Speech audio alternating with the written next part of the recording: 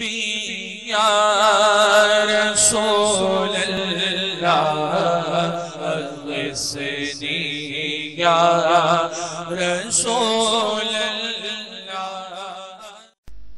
اللہ۔ الحمدللہ رب العالمین، والصلاة والسلام على سید الانبیاء والمرسلین وعلى آلہ الطیبین الطاہرین واصحابہ المکرمین، اما بعد فاعوذ باللہ من الشیطان الرجیم، بسم اللہ الرحمن الرحیم۔ ان اللہ وملائکتہ یصلون علی النبی یا ایہا الذین آمنوا صلوا علیہ وسلموا تسلیما۔ اللہم صل علی سیدنا و مولانا محمد وعلی آل سیدنا و مولانا محمد وبارک وسلم، صلاۃ و سلام علیک یا سیدی یا حبیبی یا رسول اللہ۔ قرآن پاک کی وہ آیت کریمہ آپ حضرات نے سماعت فرمائی جس میں اللہ تعالیٰ نے اپنے بعض بندوں پر روزے کے اندر آسانی فرمائی ہے اور اس کو اس بات کی اجازت دی ہے کہ اگر رمضان شریف کے مقدس مہینے میں تم روزہ نہیں رکھ سکتے ہو تو بعد میں اس کی قضا کر لو۔ وہ لوگ مسافر ہیں یا مریض ہیں یا بہت ہی کمزور ہیں یا جہاد میں ہیں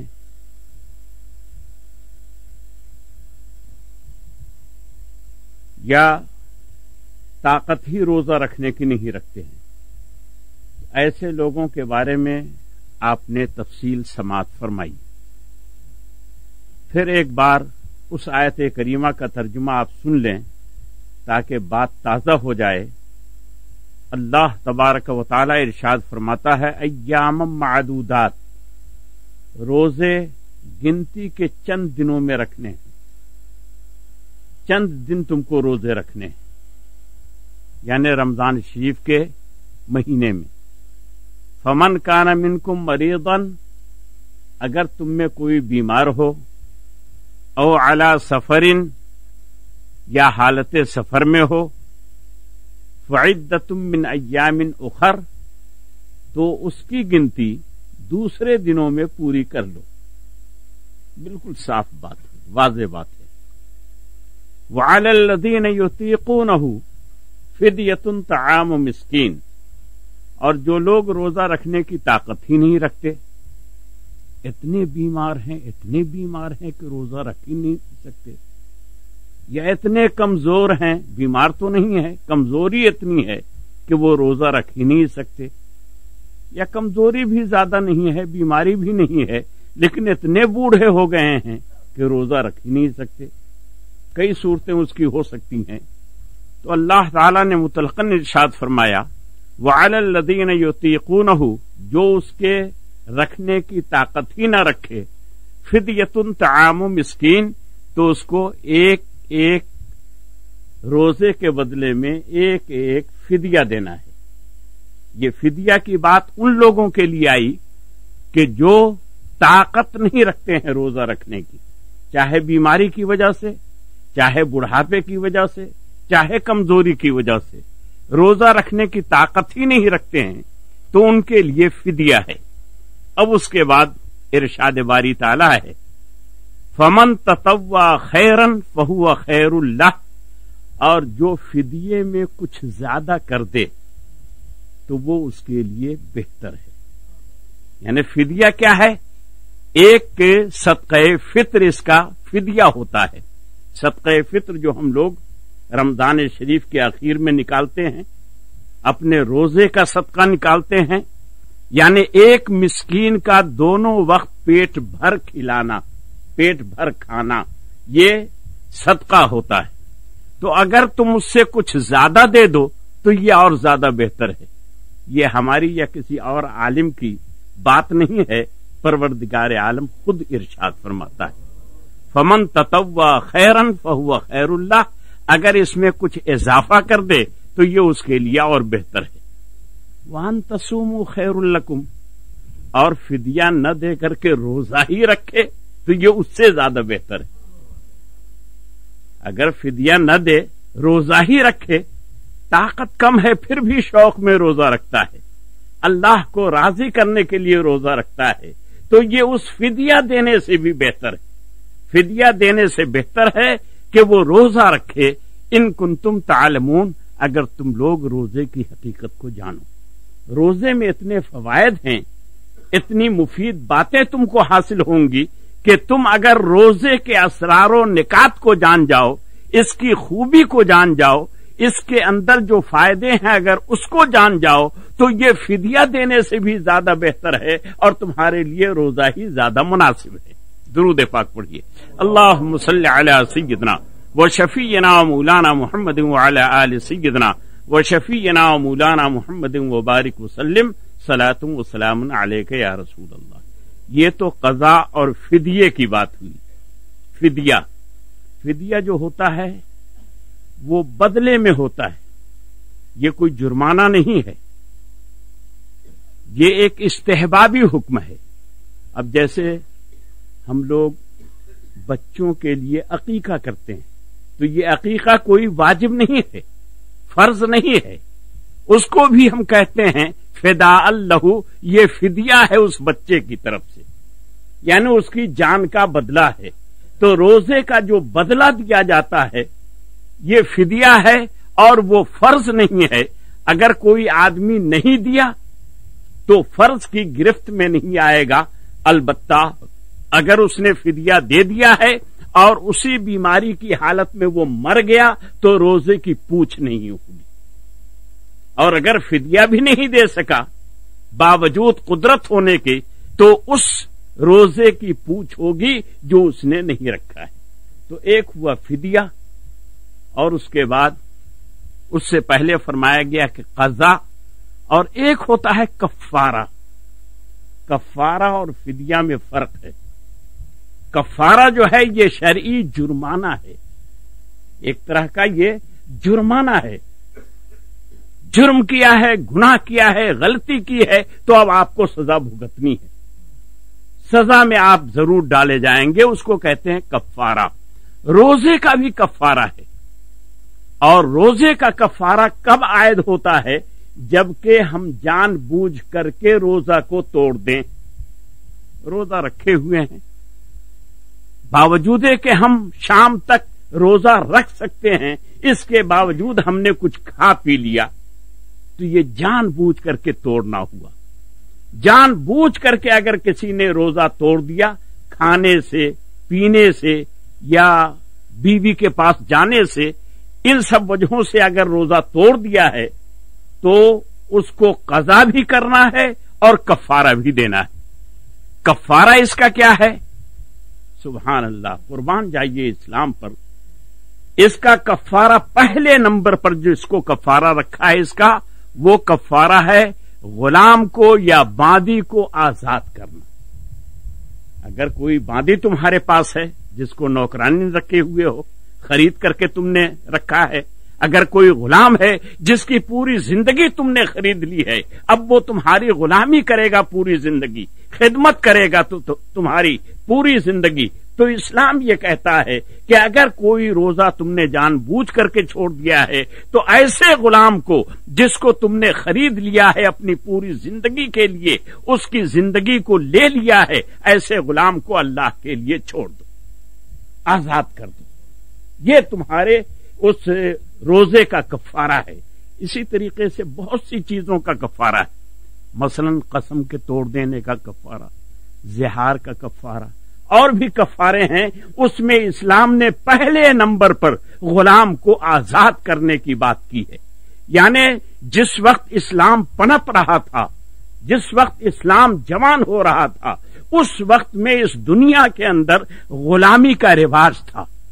سارے ملک لوگوں کو خریدتے تھے، چاہے وہ افریقہ کا ہو، یمن کا ہو، عرب کا ہو، اس کو لوگ خریدتے تھے اور دوسرے اشیاء کی طرح اس کی خرید و فروخت ہوتی تھی۔ اس کو لوگ خریدتے بھی تھے، بیچتے بھی تھے، منافع حاصل کرتے تھے۔ اسلام نے اس رسم کو ختم کرنے کے لیے ایک ایسی راہ نکالی کہ مسلمانوں کے پاس اگر غلام ہو تو اس کو وہ آزاد کر دے۔ غیر مسلموں نے تو یہاں تک کیا ہے کہ پورے ملک کو غلام بنا لیا ہے۔ ہندوستان سے پکڑ کے لے آئے، افریقہ میں ڈال دیا، ہندوستان سے پکڑ کے لے آئے، امریکہ میں ڈال دیا۔ یہ سب غلامی کی رسمیں تھیں، یہ سب غلامی کی باتیں تھیں، لیکن اسلام نے اس غلامی کو ختم کیا ہے۔ ہم آج اس کو سمجھ نہیں پاتے ہیں اور یہ اعتراض کرتے ہیں کہ اسلام کے اندر غلامی ہے۔ نہیں، اسلام نے غلامی کو ختم کیا ہے، اسلام نے غلامی کے انداز کو مٹایا ہے۔ تو جو آدمی روزے کو جان بوجھ کر کے توڑ دیتا ہے اس کے اوپر کفارہ ہے، اور کفارے کا پہلا نمبر ہے، پہلی بات یہ ہے کہ وہ غلام آزاد کرے، اور اگر غلام نہیں ہے اس کے پاس تو 60 دنوں تک لگاتار روزہ رکھے، اور اگر یہ بھی نہیں کر سکتا ہے تو 60 مسکینوں کو دونوں وقت بھر پیٹ کھانا کھلائے۔ فقیروں کو دیکھیے، اسلام میں فقیروں کا کتنا احترام کیا گیا ہے، کتنی عزت اس کو دی گئی ہے، ہر موقع پر فقیروں کا خیال رکھا گیا۔ تم روزہ رکھتے ہو، صدقہ فطر نکالو، تم اگر قربانی کرتے ہو تو عیدگاہ آنے سے پہلے غریبوں کو کچھ دے دو، عید کی نماز پڑھنے کے لیے آتے ہو تو غریبوں کا پہلے خیال رکھو، اس کے بعد اپنے بچوں کا خیال رکھو۔ تو اسلام نے غریبوں کا، مسکینوں کا، یتیموں کا بہت زیادہ خیال رکھا ہے ان سب باتوں میں۔ ایک حدیث میں آپ کو سناؤں جو آپ نے سنا بھی ہے کفارے کے سلسلے میں، اور اس میں اختیار مصطفیٰ صلی اللہ علیہ وسلم کا بھی اظہار ہوتا ہے۔ ان ابی ہریرہ رضی اللہ تعالی عنہ، لیکن حدیث سننے سے پہلے درود پاک پڑھ لیں۔ اللہم صل علی سیدنا و شفیعنا و مولانا محمد وعلی آل سیدنا و شفیعنا و مولانا محمد وبارک وسلم، صلاۃ و سلام علیک یا رسول اللہ صلی اللہ علیہ وسلم۔ آج صرف حدیث کے الفاظ اس کا ترجمہ سنا دیتا ہوں، کل انشاءاللہ تعالی اس کے بارے میں کچھ تفصیل آپ کے سامنے رکھنے کی جرأت کروں گا۔ ان ابی ہریرہ رضی اللہ تعالی عنہ قال بینما نحن جلوس عند النبی صلی اللہ تعالی علیہ وسلم اذ جاءه رجل فقال یا رسول اللہ صلی اللہ علیہ وسلم ہلکت، قال ما لک، قال وقعت على امرأتي وانا صائم، فقال رسول اللہ صلی اللہ علیہ وسلم هل تجد رقبة تعتقها؟ قال لا، قال فهل تستطيع أن تصوم شهرين متتابعين؟ قال لا، قال هل تجد إطعام 60 مسكينا؟ قال لا، قال اجلس، ومكث النبي صلى الله عليه وسلم، فبينا نحن على ذلك أتي النبي صلى الله عليه وسلم بعرق فيه تمر والعرق المقتل الضخم، قال أين السائل؟ قال أنا يا رسول الله، قال خذ هذا فتصدق به، فقال رجل أعلى أفقر مني يا رسول الله صلى الله عليه وسلم، فوالله ما بين لا أبطيها يريد الحرتين أهل بيت أفقر من أهل بيتي، فضحك النبي صلى الله عليه وسلم حتى بدت انیابه ثم قال اطعمه اهلك، رواہ البخاری والمسلم۔ یہ پوری حدیث پاک بخاری شریف کی بھی ہے، مسلم شریف کی بھی ہے۔ ترجمہ اس کا، حضرت سیدنا ابو ہریرہ رضی اللہ تعالی عنہ روایت فرماتے ہیں کہ نبی کریم صلی اللہ علیہ وسلم کی بارگاہ گرامی میں ہم لوگ بیٹھے ہوئے تھے، پیارے نبی کی خدمت میں ہم لوگ بیٹھے ہوئے تھے۔ اس جاءہ رجل، کہ اتنی ہی میں ایک شخص آیا، فقال یا رسول اللہ ہلکت، اس نے کہا یا رسول اللہ میں تو ہلاک ہو گیا، میں ہلاک ہو گیا، برباد ہو گیا۔ یہ اس شخص نے کہا یہ کون تھے؟ حدیثوں میں آیا ہے کہ حضرت سلیمان انصاری رضی اللہ تعالیٰ عنہ کی ذات گرامی تھی، جو بہت ہی غریب صحابی تھے، دن بھر مزدوری کرتے تھے، بال بچوں کا پیٹ پالتے تھے، بہت غریب تھے، مسکین تھے، فقیر تھے۔ حضرت سلیمان انصاری رضی اللہ تعالیٰ عنہ وہ بارگاہ رسالت میں حاضر ہوئے اور انہوں نے عرض کیا حلق تو یا رسول اللہ، اے اللہ کے حبیب میں تو ہلاک ہو گیا۔ اللہ، کتنی ایمانداری تھی، اگر وہ نہیں کہتے تو کون جانتا، کس کو خبر ہوتی کہ گھر میں کیا ہوا ہے، کس کے گھر میں کیا ہوا ہے، یہ ہم کو اور آپ کو کیا خبر، صحابہ کو کیا خبر۔ لیکن انہوں نے جو کچھ گھر میں کیا، اب پیارے نبی کی خدمت میں حاضر ہو کر کے عرض کرتے ہیں کہ اللہ کے حبیب ہلاک تو میں تو ہلاک ہو گیا۔ قال رسول اللہ صلی اللہ علیہ وسلم ما لک، پیارے نبی نے فرمایا کیا ہو گیا تم کو، کیا ہو گیا ہے تم کو؟ قال وقعت علی امرتی وانا صائم، یہ اللہ کے حبیب مجھ سے برداشت نہیں ہو سکا، میں تھا تو روزے سے لیکن میں نے اپنی بیوی کو مجبور کر دیا، میں نے اپنی بیوی کو مجبور کر دیا، وہ اس کے لیے راضی نہیں تھی، وہ اس کے لیے تیار نہیں تھی، لیکن اس کو میں نے مجبور کر دیا، میں تھا روزے سے، اور ظاہر ہے کہ روزے کے دن میں ایسا کرنا یہ ہماری ہلاکت کا سبب ہے، یہ ہمارے جہنم میں جانے کا راستہ ہے، یہ ہماری گرفت کا راستہ ہے۔ تو یا رسول اللہ صلی اللہ علیہ وسلم میں تو ہلاک ہو گیا۔ تو پیارے نبی صلی اللہ علیہ وسلم نے ارشاد فرمایا هل تجد رقبۃ تعتقها، کیا تمہارے پاس کوئی غلام ہے جس کو تم آزاد کر سکو؟ کوئی غلام ہے تمہارے پاس، تمہارے باپ نے وراثت میں چھوڑا، تم نے کبھی خریدا، کوئی غلام تمہارے پاس ہے؟ قال لا یا رسول اللہ، اس نے عرض کیا کہ نہیں اے اللہ کے حبیب، ہمارے پاس غلام کہاں سے آیا، ہم تو خود غریب ہیں، ہم خود فقیر ہیں، ہم غلام کو کہاں سے خرید سکتے ہیں؟ قال فهل تستطيع ان تصوم شهرين متتابعين، تو پیارے نبی نے ارشاد فرمایا کہ اچھا ٹھیک ہے، غلام نہیں ہے تو 2 مہینے لگاتار تم روزہ رکھ سکتے ہو؟ کہ یا رسول اللہ یہ تو رمضان کا مہینہ، ابھی 1 مہینہ بھی پورا نہیں ہوا اور مجھ سے ایسا واقع ہو گیا، مجھ سے تو برداشت نہیں ہوا۔ ہوتا ہے ہر آدمی کی خواہش الگ الگ ہوتی ہے، ہر آدمی کی چاہت الگ الگ ہوتی ہے، ہم دوسرے کو اپنے اوپر قیاس نہیں کر سکتے ہیں، دوسرا ہم کو اپنے اوپر قیاس نہیں کر سکتا، سب کی خواہشیں الگ الگ ہوتی ہیں۔ اس صحابی نے عرض کیا یا رسول اللہ صلی اللہ علیہ وسلم، آپ 2 مہینے لگاتار روزے رکھنے کی بات کر رہے ہیں کہ اگر میں ایک کم 60 تک رکھ لیا روزہ اور 58 روزہ رکھ لیا اور 59واں روزہ ہم نے چھوڑ دیا تو اب پھر 1 سے گننا ہوگا۔ لگاتار کا مطلب یہی ہوتا ہے۔ تو ابھی تو 1 مہینے کے روزے کا یہ حال ہے کہ بیچی میں ہمارا روزہ فاسد ہو گیا، باطل ہو گیا، ختم ہو گیا۔ 2 مہینے کے روزے ہم کیسے رکھ سکتے ہیں؟ اتنی طاقت ہمارے اندر کہاں ہے؟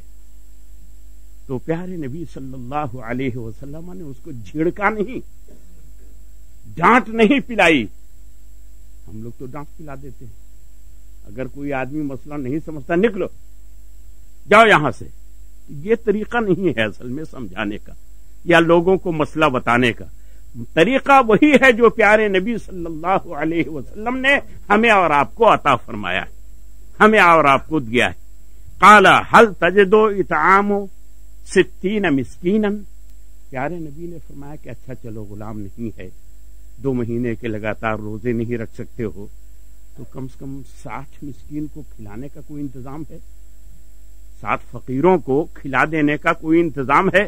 قال لا یا رسول اللہ صلی اللہ علیہ وسلم، یہ بھی نہیں، ہم تو دن بھر مزدوری کرتے ہیں، جو کما کے لاتے ہیں بچوں کو کھلا دیتے ہیں، دوسرے دن کے لیے ہاتھ صاف کر لیتے ہیں، دوسرا دن ہوتا ہے پھر مزدوری کرتے ہیں، پھر بچوں کو کھلاتے ہیں، تو یہ بھی نہیں ہے۔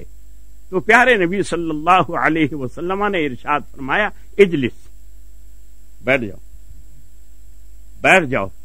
حضرت سیدنا ابو ہریرہ رضی اللہ تعالی عنہ ارشاد فرماتے ہیں فمکث النبی صلی اللہ علیہ وسلم، تو گویا اس کو بیٹھا کر پیارے نبی کسی چیز کا انتظار کرنے لگے.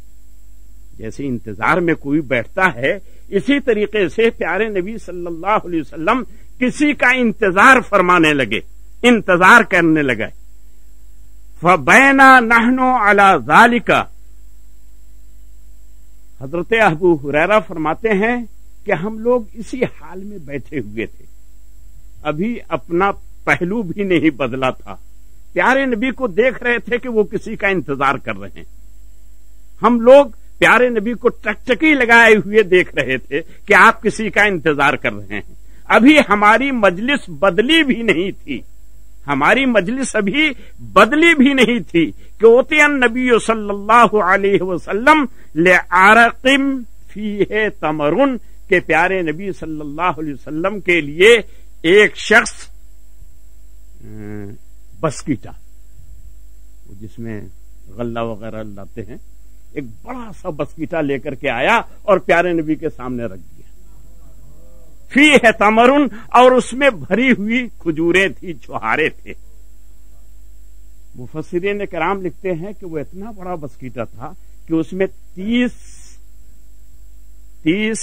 سا یعنی 65 تقریباً 60-65 کلو اس میں چھہارے آتے ہیں. اتنا بڑا وہ تھا اور وہ پورا بھرا ہوا تھا. اور وہ شخص لایا اور پیارے نبی صلی اللہ علیہ وسلم کی بارگاہ میں پیش کر دیا.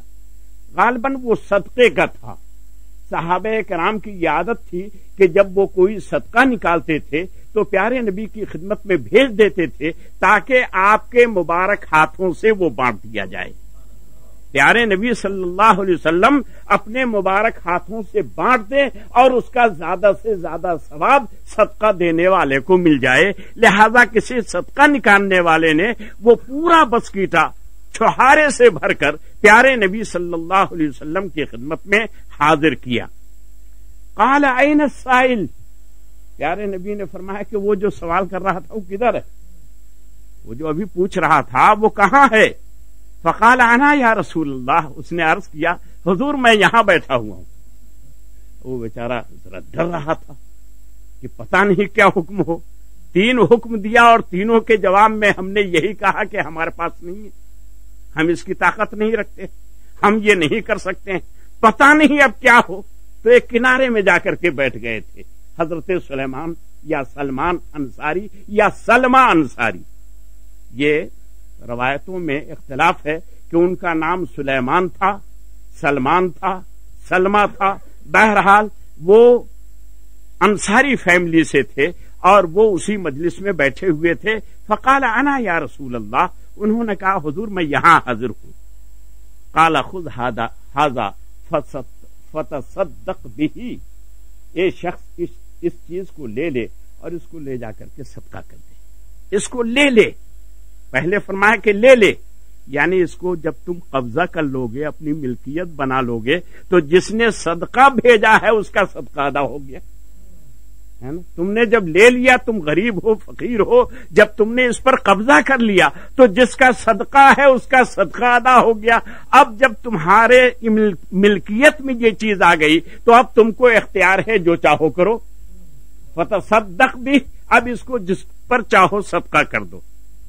فقال الرجل اعلی افقر منی یا رسول اللہ، اس شخص نے کہا یا رسول اللہ مجھ سے جو زیادہ غریب ہے اسی پر صدقہ کروں گا نا، مجھ سے جو زیادہ غریب ہے اسی پر صدقہ کروں گا نا. تو پیارے نبی نے فرمایا کہ ہاں، جو تم سے زیادہ غریب ہے اس پر صدقہ کرو، اس کو یہ چیز دو. قال فواللہ ما بین لابتیہا یرید الحرتین اہل بیت افقر من اہل بیتی. تو اس نے کہا کہ خدا کی قسم، اس مدینہ پاک میں اس قرین سے لے کر کے اس بارڈر تک، اس پہاڑی سے لے کر کے اس پہاڑی تک مجھ سے زیادہ کوئی فقیر ہے ہی نہیں. خدا کی قسم انہوں نے کھائی. اور چھوٹی سی آبادی تھی مدینہ طیبہ کی، اس وقت پورا سروے رہا ہوگا، پورا علم ان کو رہا ہوگا، تب نہ خدا کی قسم کھائی کہ میں نے دیکھا کہ یہاں سے وہاں تک اور وہاں سے وہاں تک کوئی بھی مجھ سے زیادہ غریب ہے ہی نہیں، مجھ سے بڑا فقیر ہے ہی نہیں، سب سے زیادہ فقیر میں ہی ہوں۔ فضحك النبی صلی اللہ علیہ وسلم حتی بدت انیابہ، تو پیارے نبی مسکرانے نہیں بلکہ کھلکھلا کر کے ہنس دیے۔ حالانکہ پیارے نبی کی یہ عادت تھی کہ ہمیشہ مسکراتے تھے، دانت نہیں کھلتا تھا، مسکراتے تھے، لیکن اس کی یہ بات سن کر کے آپ کھلکھلا کر کے ہنس دیے کہ آپ کے دندان مبارک ظاہر ہو گئے۔